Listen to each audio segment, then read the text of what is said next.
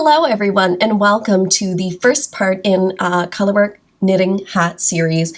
I'm really excited to be bringing you this fun tutorial. So today we are going to be talking about pairing your yarns together. What are some fun combinations you can do, and I'm going to be showing you some of the yarns that I used, the colors that I have. So just to give you all of the supplies you're going to need for this hat pattern. So first and foremost, you can find me on Instagram and Ravelry as Julianne Knitter. I will link everything I talk about down below this video on YouTube. You can find this hat pattern either on my blog with photos and different things, or if you would like a downloadable PDF, you can go to my Ravelry shop and download the PDF from there, but it will also be on my blog.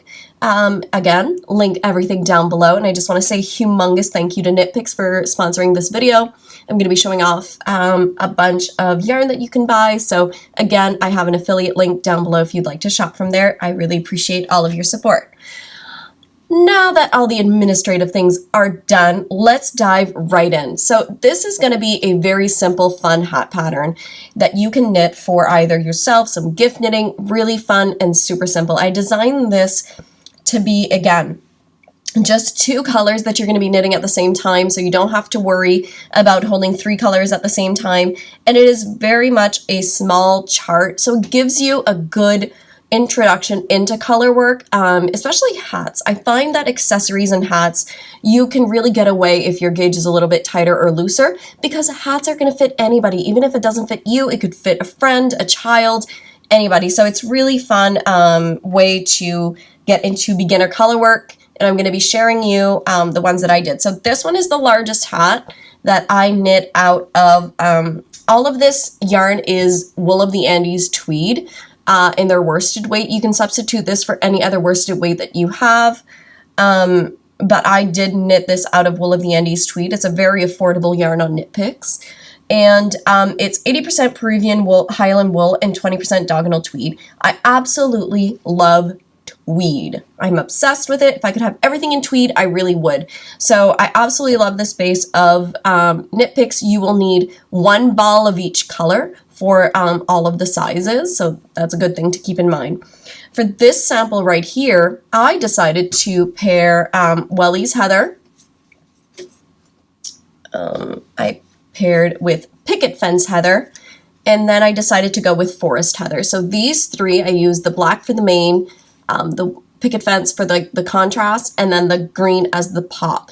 I really wanted to make sure that I didn't put the green against the black because I wanted that high contrast. So if I would have done the reverse, it would have been too close in the tones, but you see how this light really picks up on the green and then the black. So that is a really good thing to keep in mind, is to make sure that this color is kind of like your papa color, really fun, that it has a high contrast with your color going to be here around the border.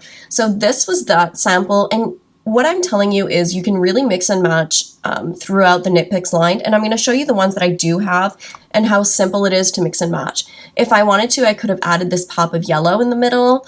I could have added this fun one, or I could have added a blue. This one is Sea Glass. This one is Maple Heather, Olive Heather. Like, you can really change it up, or purple. So there are endless possibilities that you can do in this range. So this one is the largest size in the extra large, and I did this in the extra large adult, so it's really a nice, really big beanie for anyone, especially if you want to, you can even fold up the brim. Really nice, pretty much could fit anybody. You can also have fun and pair it up with some pom-poms if you like. You can really, jazz up your knitting with some fun pom-poms.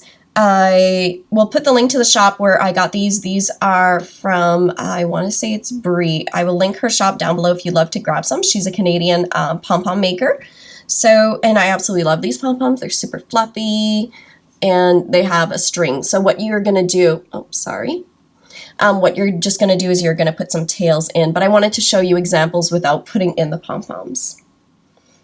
The next one is this one, and for this one I decided to use Down Heather. the wellies, again, the black, and then I decided to go with this fun tealy, which is sea glass heather. So that is this fun combination. Again, you see how I did a very high contrast, and you can see the color work nicely. You don't want to go with a bunch of all the same kind of color tones. So I would never go with something like this where they're all the same color tone, because you will not see your color work. So just make sure the ones that you're picking out really look nice together. And again, this is the large size. And again, you can have fun with your pom-poms. You could have like a whiter one. Let me show you. You know, you could have fun like that, or you could go darker. Ooh, oh my God, I love that one. So yeah, so that's how these look with some fun pom-poms. Now this set would not be complete if I didn't do hats for my twins, which I obviously did. And this one I did something a little bit different, and I just wanted to show you kind of the contrast between them. So I decided to do one in down heather and the other one in picket fence heather to give you an example of how they would look different grays, because they are very similar. But the down heather has more gray, and I feel like the picket fence heather is a little bit more like a creamy brownish. You can really see that this one is more gray and this one's more like a cream. So this hat, I knit in the down heather, and then I knit with the vineyard heather and olive heather. So these two. Again, pop of color, really high contrast. You see it very well. And then this one was the picket fence heather. So they are the same hat, but just in the different main color. And you can see they look very similar, but when you put them side by side, you can see the difference. That this one's more gray, and that one is more kind of like a creamy texture. Creamy texture. Is that even... It's not a word. Anyways, you guys know what I mean. So that is some of the color combination that you can do. And like I said, you can really have fun, and you can mix and match if you want to do something like this. Or if you would love to do, you know, purple and green go really, really well together. And then you can mix and match your down heather. You could have fun with this. You could do this. You could do that. Do you know what I mean? Like, you can really mix and match this whole range.